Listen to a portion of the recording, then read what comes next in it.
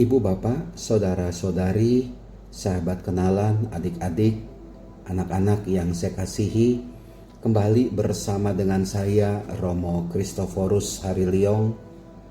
Kita akan merenungkan sabda Tuhan atau bacaan Injil hari ini, Rabu 23 September 2020. Hari ini juga adalah peringatan Santo Padre Pio, seorang imam yang mendapat stigmata, tanda luka dari Tuhan Yesus. Bacaan Injil hari ini diambil dari Lukas bab 9 ayat 1 sampai dengan 6. Dari dalam bacaan Injil kita bisa membaca peristiwa di mana Tuhan Yesus memanggil ke-12 muridnya, lalu memberikan tenaga dan kuasa kepada mereka untuk menguasai setan-setan dan untuk menyembuhkan penyakit-penyakit. Yesus mengutus mereka, para muridnya, untuk mewartakan kerajaan Allah dan menyembuhkan orang-orang. Bapak, Ibu, saudara-saudari sekalian yang saya kasihi, kita ini sebenarnya juga adalah orang-orang yang dipanggil oleh Tuhan Yesus untuk mengikuti Dia. Kita sudah menyerahkan diri kita untuk mau menjadi pengikut Yesus, untuk menjadi murid-murid Tuhan Yesus. Kita wujudkan itu. Kita memberikan diri kita untuk dibaptis. Kita ingat perjalanan kita menjadi pengikut Kristus. Ada yang dari bayi, ada yang dari anak-anak, ada yang dari remaja ataupun dari dewasa. Tapi yang penting adalah kita ini adalah pengikut Kristus. Dan kita adalah orang-orang yang dipanggil untuk menjadi pengikut Kristus. Dan panggilan itu kita tanggapi dengan memberikan diri kita dibaptis. Dibaptis dalam gereja Katolik ataupun dalam gereja Kristen yang lain. Tapi yang pasti adalah kita dipanggil untuk menjadi murid Yesus. Dan ingatlah Bapak Ibu, saudara-saudari sekalian terkasih, ketika kita dibaptis menanggapi panggilan dari Tuhan Yesus, Tuhan Yesus memberi kita tenaga, kekuatan ilahi ke dalam diri kita. Kekuatan ilahi berupa Roh Kudus yang hadir. Apalagi kalau kita orang Katolik dan sudah mendapatkan sakramen Krisma, kita sudah mendapatkan kepenuhan Roh Kudus dalam hidup kita ini. Roh Kudus nyata, hadir membimbing kita. Kekuatan dari Allah yang hadir dalam diri kita adalah Roh Kudus yang senantiasa mendorong kita untuk hidup di dalam Roh, untuk hidup mengikuti kehendak Allah, untuk hidup terus-menerus melaksanakan apa yang diperintahkan oleh Tuhan Yesus, yaitu mengasihi Allah dan juga mengasihi sesama. Kita mensyukuri rahmat panggilan itu. Dan mari kemudian kita melihat, kalau kita sudah menjadi pengikut Kristus, sebaiknya apa yang juga mesti kita lakukan. Terutama untuk diri kita sendiri dulu lah ya. Untuk diri kita sendiri dahulu. Ada kata-kata menguasai setan-setan. Ya Bapak Ibu, saudara-saudari terkasih, saya selalu membayangkan atau mengatakan, setan-setan itu bukan berarti yang gentayangan-gentayangan makhluk-makhluk halus yang menggoda, mengganggu manusia, yang ada di tempat gelap atau di tempat yang menyeramkan atau di tempat yang menakutkan. Setan itu saya pikir tidak seperti itu. Tapi setan itu adalah kekuatan jahat yang ada di dalam diri kita, yang merongrong kita, sehingga kita tidak mau mengikuti kehendak Allah. Kita hanya mau mengikuti kehendak daging kita, mengikuti egoisme kita, mau mengikuti dosa-dosa dan kesalahan kita, yang selalu meninabobokan kita, membuat kita nikmat dalam dosa, dalam kesalahan kita. Itu saya pikir yang harus kita bersihkan dalam diri kita. Ya, jangan sampai kita ini dikuasai oleh kekuatan-kekuatan jahat. Jangan sampai kita ini dikuasai oleh kekuatan-kekuatan daging yang merongrong kita jauh dari Allah dan jauh dari sesama. Jauh dari keluarga, jauh dari suami, jauh dari istri. Akhirnya kita begitu nikmat berada dalam dosa, dan tanpa kita sadari kita jatuh ke dalam maut yang mematikan itu. Lalu juga Tuhan Yesus mengucapkan kalimat menyembuhkan penyakit-penyakit. Para murid diutus untuk menyembuhkan orang-orang yang sakit.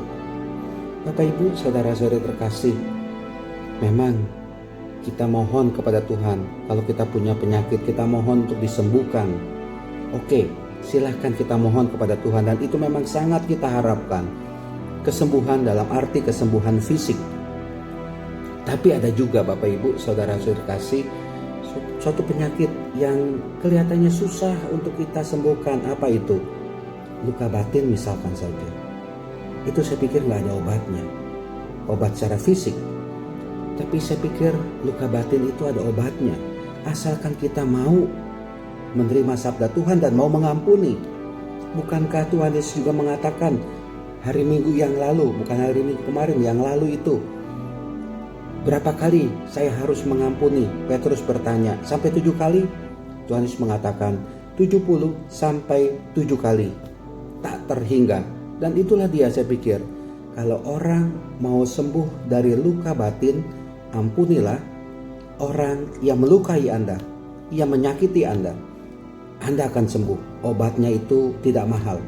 Obatnya itu sangat murah, dan obatnya itu sangat mudah kita dapatkan. Asalkan kita mau mengampuni. Apalagi yang mesti disembuhkan dari dalam diri kita? Sifat iri hati mungkin, ya. Iri melihat orang lain sukses. Iri melihat orang lain gembira, ya. Senangnya melihat orang lain susah, katakanlah demikian, ya. Kesombongan, itulah dia yang harus disembuhkan juga, yang ada dalam diri kita, ya. Congkak, suka korupsi, itu yang mesti disembuhkan juga, yang ada dalam diri kita, ya. Suka nyeleweng, suka jajan sembarangan, tidak setia dalam rumah tangga, tidak setia kepada suami, tidak setia kepada istri.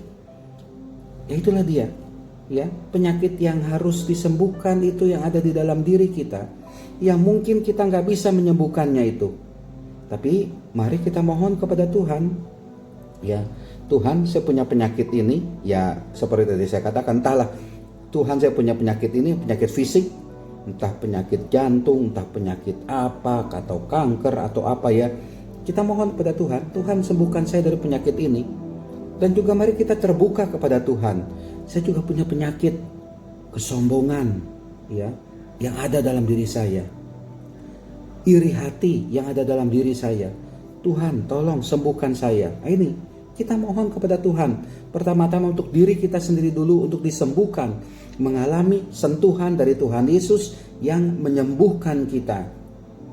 Bapak Ibu, saudara-saudari terkasih, kemudian juga Tuhan Yesus mengatakan kepada para muridnya, jangan membawa apa-apa dalam perjalanan, jangan membawa tongkat atau bekal, roti atau uang, atau 2 helai baju. Itu yang dikatakan oleh Tuhan Yesus. Saya pikir dengan kalimat yang disampaikan oleh Tuhan Yesus ini, kita hanya diingatkan, teruslah percaya kepada Tuhan Yesus. Teruslah berpegang kepada Tuhan Yesus. Enggak usah aneh-aneh, enggak usah macam-macam. Kita sebagai pengikut Kristus, kita sebagai orang Kristiani, tetap menyerahkan diri kita dan percaya kepada Tuhan Yesus 100%. Kita serahkan diri kita. Dan kita percaya Tuhan Yesus pasti memberikan yang baik kepada kita karena kita percaya kepadanya.